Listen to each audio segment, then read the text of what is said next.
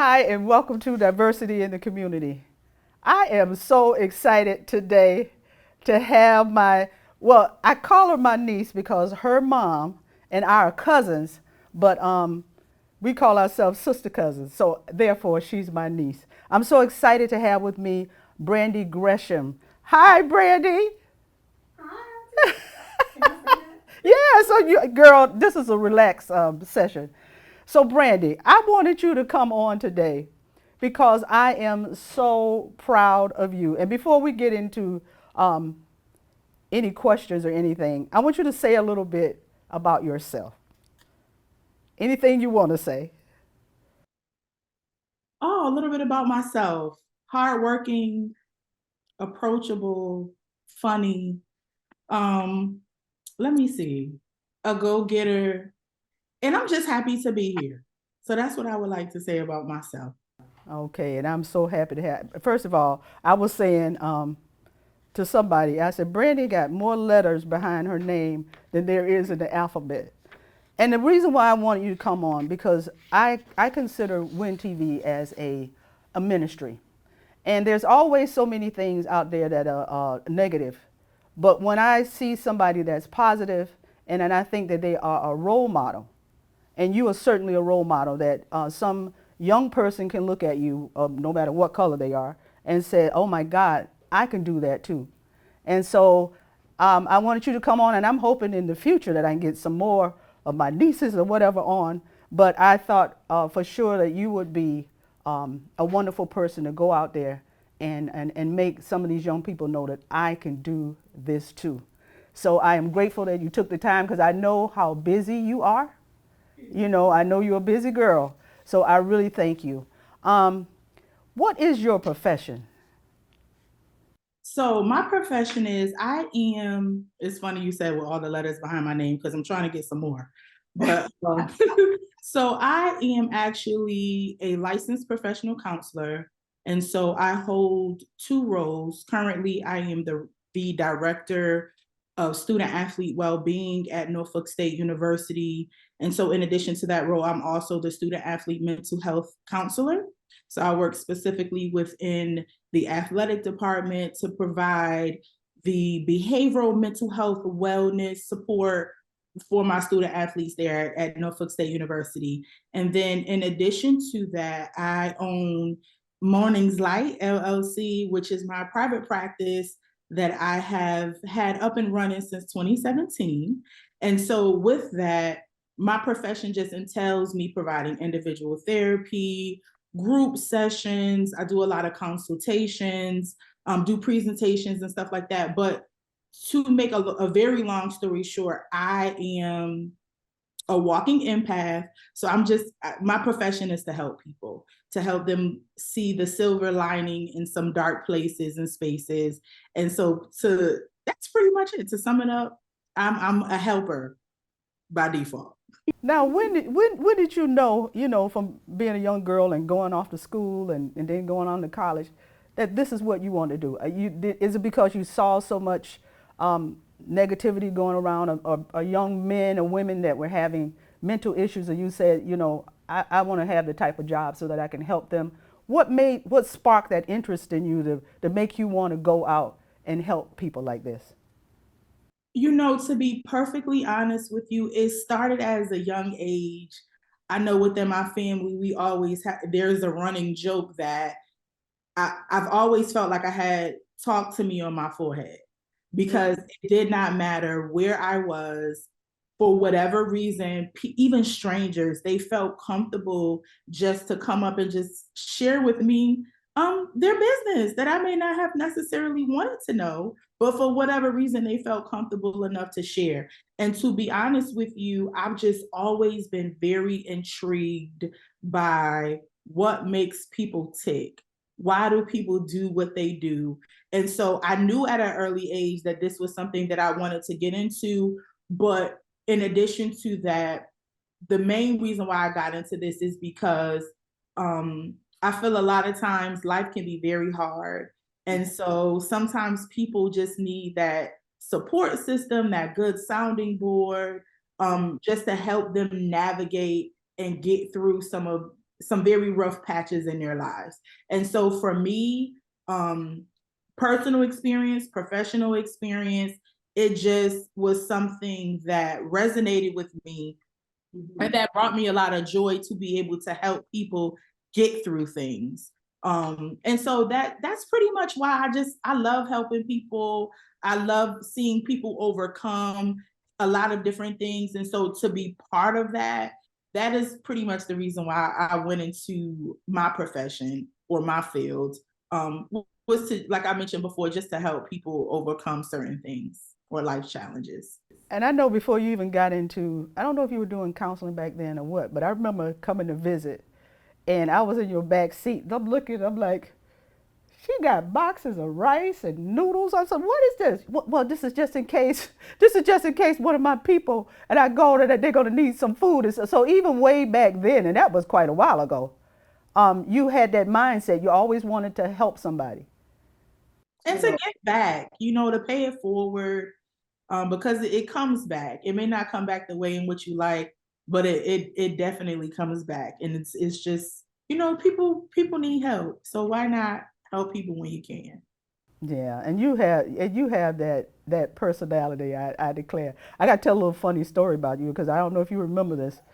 You're such a bubbly person. I remember we went somewhere and somebody was actually having a wedding, and the next thing I knew, do you remember that when you went in there and all of a sudden you were in there dancing with those people? I don't know if you remember that.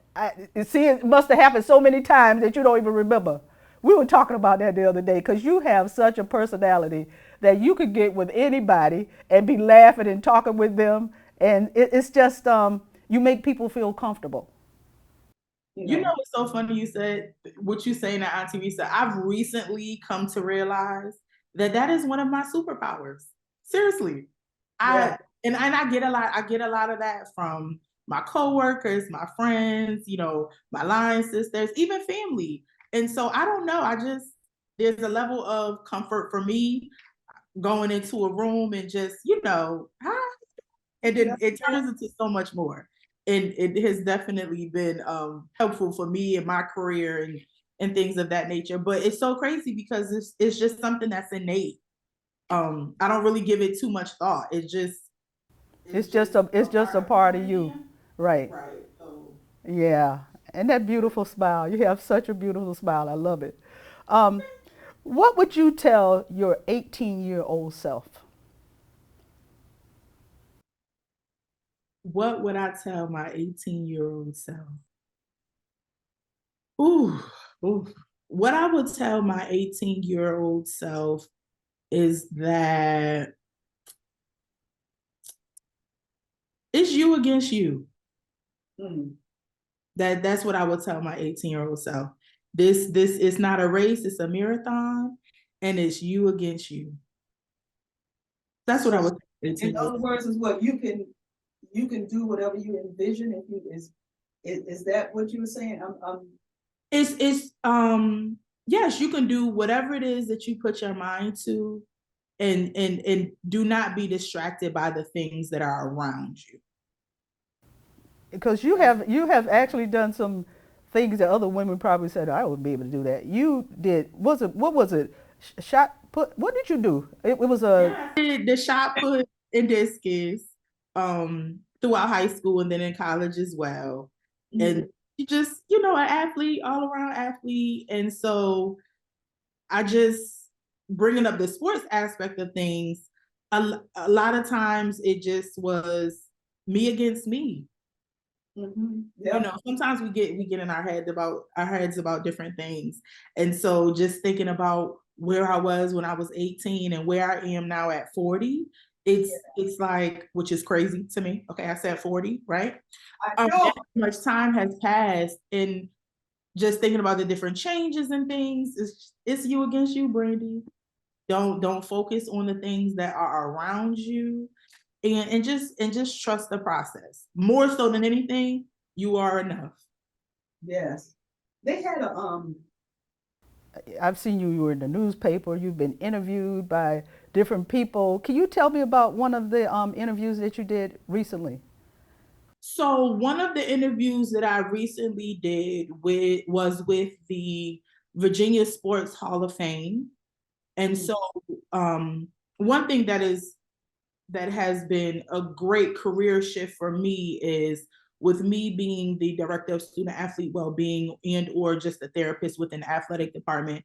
This is something that is newer at the collegiate level where they're providing services specifically for the athletes just to help them. And so I sit on an alliance in Virginia where we support or just try to figure out different initiatives to help athletes as young as kindergarten and up, just navigate through the different challenges of being an athlete. And so because I sat on this alliance and because I am one of the few therapists embedded within an athletic program, they had they extended me the opportunity to interview with them just to talk about my position, what it is that I do, what my role looks like, and just some resources that are provided to the student athletes that I work with. And, so they just asked me different questions of, my perspective of things related to the sports industry altogether and just what this looks like, because this is a shift. I often talk about with other colleagues and other past athletes such as myself, we didn't have this type of support when we were in college or let alone in high school. We did what we did. If there were things that were going on with us, for some of us that may have had parents or family members that were open to promoting therapy, that would be great. But the likelihood of that happening for a number of us was very unlikely. And so you just figure things out on your own, and just find more ways to deal with different things. And so because the NCAA and just different communities are promoting the importance of ensuring that everyone's mental health is in a good space, and just educating them on the resources and the supports that are out there just to help them, especially the student athletes. It just makes the journey a little bit better or just easier to cope and to deal with. And so that interview was a really good interview because it just gives additional exposure to what's going on at the collegiate level, what they're trying to implement in high school and middle schools and elementary schools, just to ensure that the student athletes have what they need, especially with the climate in which we're living in right now. And so that was one interview that was I was happy to be a part of. Oh, okay. All right. And then the one I saw you on the front of a newspaper or something. Can you tell me a little bit about that one? Newspaper. So let me see which one. There, Auntie Reese, I'm trying to think. So there was, what was a recent one? See, so much you can't even remember. So I'm trying to, there was one newspaper article where they announced the position, and then they also announced us collaborating with Athlete Talk, which is a particular app that we utilize with my student athletes at Norfolk State University. And then there was another one, this was many moons ago, where I was providing seeking safety trainings or groups to inmates, at the Hampton Roads Regional Jail, and just how excited the community was about the inmates having resources such as that. And so that was just an overview of the work that I was doing within the jail with those, with those inmates, just helping them navigate through their trauma they may have experienced and or any addictions they had been struggling with. So that was one. So that was one that I could think of off the top of my head. So yeah. So see, that's what I'm talking about. So much, so much. What is your proudest accomplishment?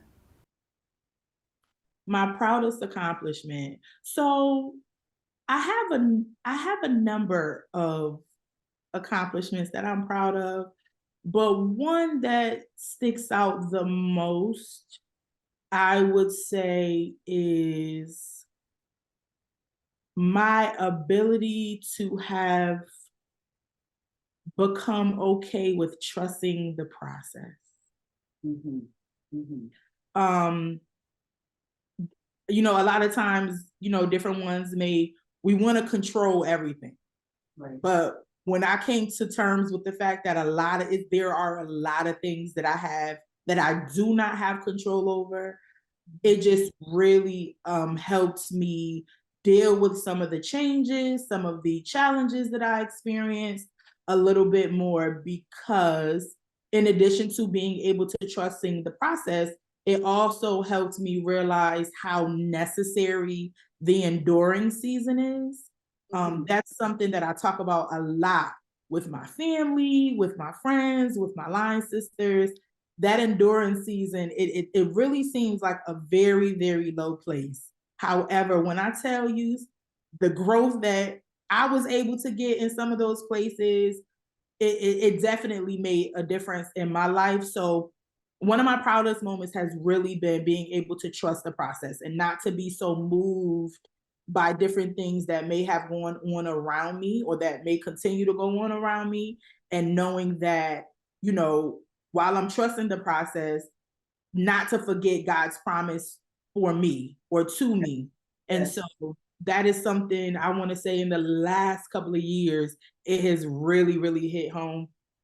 You know, you have your moments, but at the same time, it's just one of those things like, okay, if I'm upset, if I'm miserable, how is that going to change the situation at all? So I really hold myself accountable with just trying to ride the wave, knowing, trusting the process, and knowing that God's promise to me will still come to fruition. I just gotta take a couple of blows and a couple of body shots. But in the end, you know, what I've come to realize while I have learned the importance of trusting the process is that when everything comes full circle, the things that I have wanted for myself, because I trust the process, it's always been so much bigger than what I could have imagined for myself. And so that's something that it was like a life changer for me, being able to just trust the process and understanding the importance of the enduring season. Now, who is your, and I know who you're going to say, who is your biggest hero? Who's your biggest hero? My biggest hero is my mother. Yes. Did you know I was gonna say that? Huh? Of course, I knew you was going to say that. So my biggest hero is Well, my she's my mom. hero too, you know. She, you know, she is an amazing woman. She is. I'm not, look, I'll start crying. Okay. And I just thank God for her. Yeah, I know. I know. I've shed tears too when I thought about her. She's always been there for me, um, and she loves her children. She's so proud of her children, and I know that she's your biggest hero. Yes, she is. And well, you know, and I know how proud she is of you and your sister, and her grandbaby, Miss Carter. And I know the things she's gone through, and look at what she's accomplished. I mean, she's made accomplishments, and she's always put so much into you guys to be proud of who you are, and she's just such a special person. So I knew you were going to say that. She is, and I'm just very thankful. She's my number one cheerleader. Yep, yes, So she I'm is. not, because next thing you know, it'll be makeup dripping down my face. Okay, so we don't want that to happen. But I thank God for my mom, and like you said, she has been such a role model to Brittany and I, and she loves Carter loves Gamby. Okay, she loves herself some Gamby, and so I'm just very thankful for my mom, the role model she has been, um, how she has impacted my ability to stay connected to my beliefs, to God, you know. So she has definitely been our backbone in our family, and I love her for it. Love you, Mom. Now there's a special business that you started. You mentioned it already, but we want to talk a little bit about it. What is Mornings Light LLC? Now, before we talk about the services, the name of it, I know what it's all about, but I want you to tell what it's all about. And I got to make sure I get these tears together. Okay. So Mornings Light LLC is my private practice. Anybody who knows me, in addition to my mom, my grandmother was also a huge influence and impact on my life. And she, her name was Morning, like good morning. That was her name. And so she passed away in 2017. Yeah, I know. Yeah, And yeah. that's when I started my business actually. And she passed away in April 2017. And I founded Morningslight LLC in October of 2017 in honor of her, in memory of her. And so that's where the name comes from. Yes. Separate from that, let me get it together. Okay. This is where my mom is coming through. Okay. And so what my business is about is just I provide services to individuals, to agencies, to companies that need mental health support, behavioral support. Excuse me. I do a lot of presentations, education on the different programming that may be best fit for certain environments. I facilitate a lot of groups, whether it's seeking safety. I know I'm working on my mental health first aid training to be a trainer. And so it's just a number of things that I do that just falls under the mental health, behavioral health umbrella, excuse me, and just helping people become aware of the different support and resources that are out there. And so I've had the opportunity to do a number of things, like I had mentioned before, working in the jail. I was contracted to facilitate groups there. And so that was actually Morningslight's first contract that we had when I first started. And so, of course, that was a big deal. And so it's a number of different things that I do under my business. But it just really is affiliated with anything mental health, behavioral health, and even substance abuse. And because that is my background. And so we've been doing it's so crazy because I can't believe it's been 6 years. Well, it'll be 6 years in October, because time is clearly just flying. But it's a business that I'm very, very proud of, especially being able to be my own boss and just to navigate through different things and figure things out on my own, and while being able to help people at the same time. And so I'm very proud of my baby. The goal is for it to grow bigger, and to just be a household name eventually. So we'll see how it goes. But yeah, that's pretty much what you got to say. Yeah. Um, Now you have a buddy that stays with you. We gotta talk. We gotta say a little bit about him. We gotta talk a little bit about him. Listen, I was praying to God because he's outside playing. Okay. So I was praying he doesn't come to the door barking. So y'all can hear him. Anyways, caution, Blue Gresham is my 2-year-old pit bull, blue pit bull. And I often tell my friends, I think I need my dog more than my dog needs me. Okay. He has all the energy in the world. He's lovable, but that's my Kosh. And so anybody that comes to visit, he's a little rough around the edges like his owner, okay? But lots of personality and will love up on you if you let him. So that's a little bit about. I'm laughing because your mom came to visit, and she was declared that Carter was trying to push her off the chair because she was sitting in his spot. It was so cute because he jumped on her and then sat right next to her and had the nerve to cross his paws. Okay. And I had to take pictures. I had the pictures on my phone. And they sat up there together and he was just as content watching TV. But it's like, okay, Gambie, you in my chair. But you Oh, I couldn't go through without talking about him. Um, what is one thing that you have had to unlearn? Well, Pastor used to say the hardest thing to learn is to unlearn. That used to be his it saying. is. It is. And it's so funny because that's a favorite question of mine. It's something that I often, I ask that question to people when I'm working with, doing presentations and so forth and so on.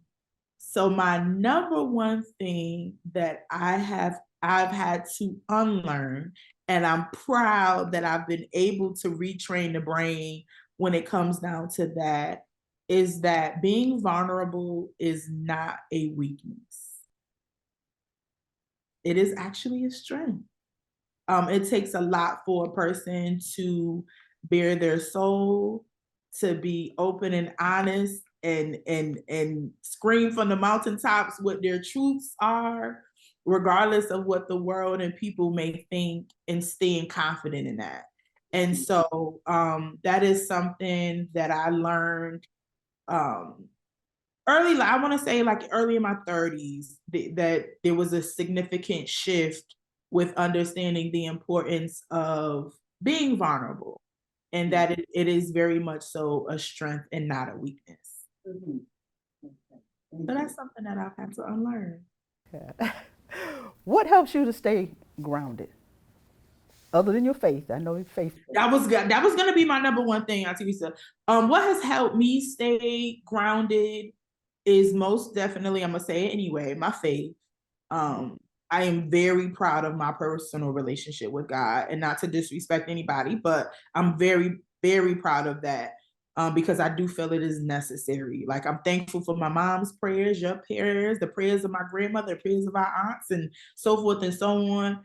But to know God for myself, that has definitely been the number one reason why I've been able to stay grounded.